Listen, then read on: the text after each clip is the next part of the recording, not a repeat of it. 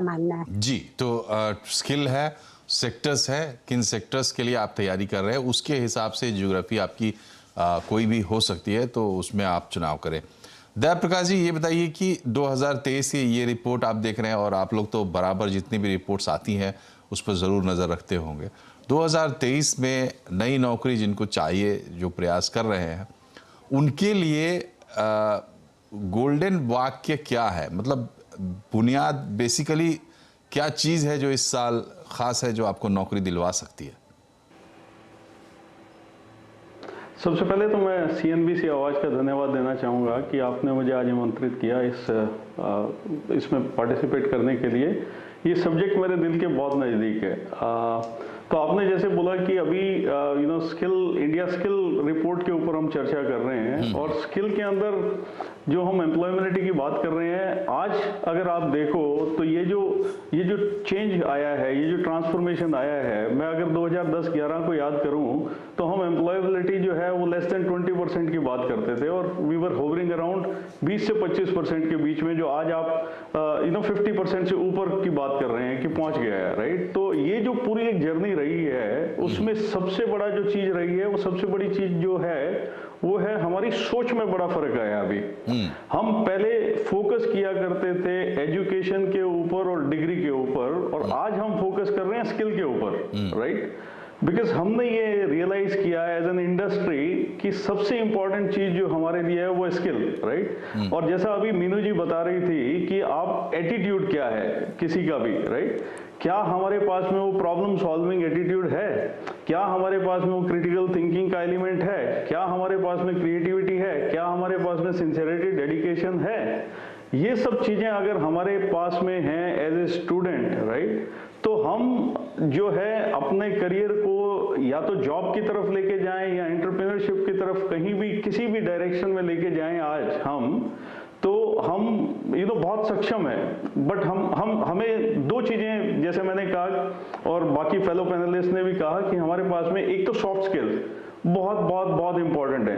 Second जो है आपकी hard skill, which is the skill in the core area, जो आपका कोर एरिया है जिसके अंदर आप पढ़ के आ रहे हैं, वो भले ही रिटेल का सेक्टर हो, भले ही वो हेल्थ केयर का सेक्टर हो, भले ही वो IT का हो सेक्टर, राइट। उसमें इतनी एडवांसमेंट हो गई हैं इन लास्ट कुछ सालों के अंदर कि अगर हम अपने आप को न्यू एज टेक्नोलॉजीज के अंदर ट्रेन कर लेते हैं या उसका नॉलेज हम अपने आप में लेके आ जाते हैं, राइट, तो हम definitely most sought after candidate हैं आज के कंटेक्स्ट में। जी जी, तो ये एक बड़ी बात है कि आपको ध्यान रखना होगा कि आप किस सेक्टर के लिए, किस चीज़ के लिए प्रयास कर रहे हो, उसमें नेसेसरी स्किल्स क्या है वो आपको जुटानी होगी। ये बहुत ज़रूरी है।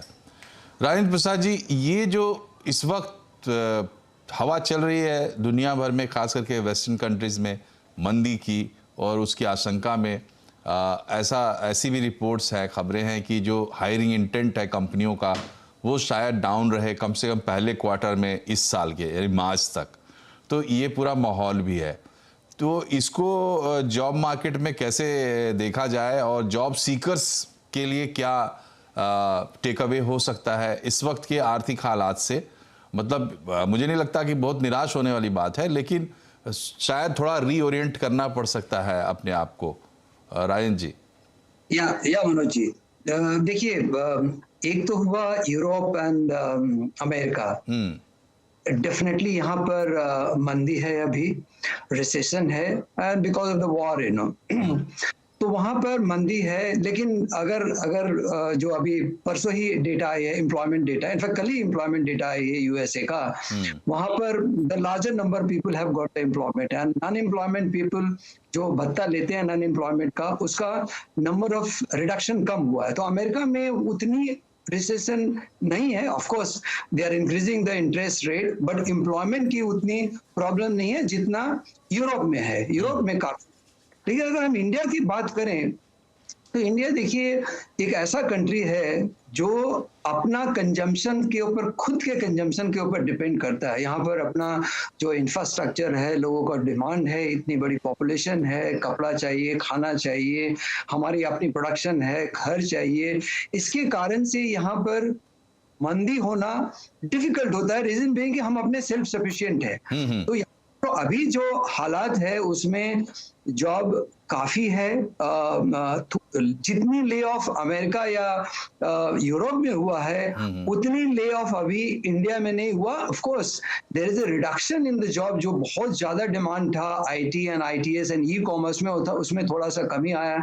आपने देखा होगा अभी कि अमेजन ने कुछ लोगों का नौकरी से निकाल दिया है, कुछ ने ट्विटर को निकाला है। तो ट्विटर ने ज्यादातर यूरोप एंड अमेरिका में निकाला है, इंडिया में नहीं निकाला। जी जी।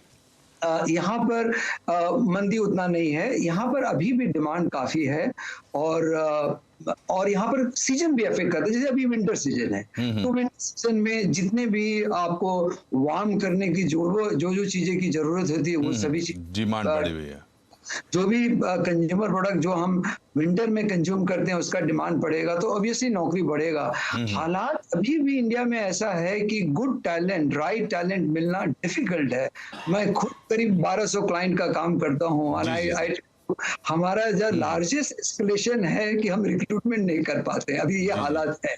तो इंडिया में I don't think recession is going to affect that much, at least for the next quarter, at least 3 to 6 month कि यहाँ पर सिचुएशन काफी अच्छी है। इसीलिए तो हम ये कार्यक्रम दरअसल इसीलिए कर रहे हैं